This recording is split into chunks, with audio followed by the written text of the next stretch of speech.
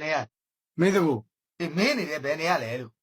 မင်းတကူ ဟုတ်မင်းနေတယ်မင်းဘယ်နေရလဲလို့ မင်းတကူ ဟဲ့ကောင်ငါစိတ်ရှိတယ်နော်မင်းကငါမင်းနေတယ်မင်းဘယ်နေရလဲလို့ငါမင်းနေတယ် ဆရာကြီးကျွန်တော်ရွာနမမင်းတကူ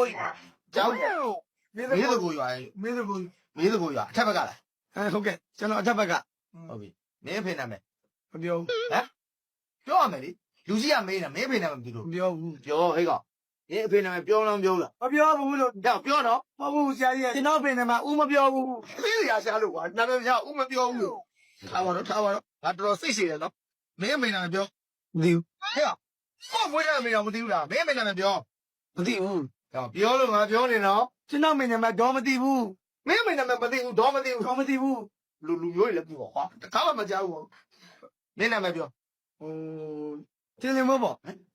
ထင်လို့မို့ပေါ့ တင်းလင်းမို့ပေါ့ အသက် ဆရာကြီးကျွန်တော်ငယ်ကြီးစားနာမည်ကိုသိနေတယ် အသက်ကိုပြောနေတာ အဲ့ဒါကျွန်တော်ကောင်မလေးရဲ့နာမည် မဟုတ်ဘူးရောက်မင်းဝင်းသက်ကြီးအသက်ကိုမေးနေတာမင်းအသက်ကိုမေးနေတာအသက်ဘယ်လောက်ရှိလဲမေးတာ ဟောကျွန်တော်တက်လားရန်တော်မြင့်နဲ့တက်ပြင်းယူ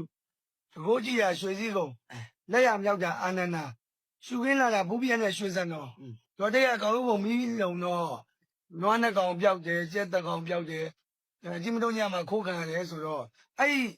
နွားနှစ်ကောင်ပေါ်တဲ့အချိန်မှာကျက်ခိုးခံရတဲ့ဂျားထဲမှာမွေးတော့ကျွန်တော်အသက်က14 5 60 60ကို30နဲ့ဘယ်လောက်ကျန် 30ကျန်ပါ 30ကို9နဲ့ပေါင်း35 15ပြန်တော့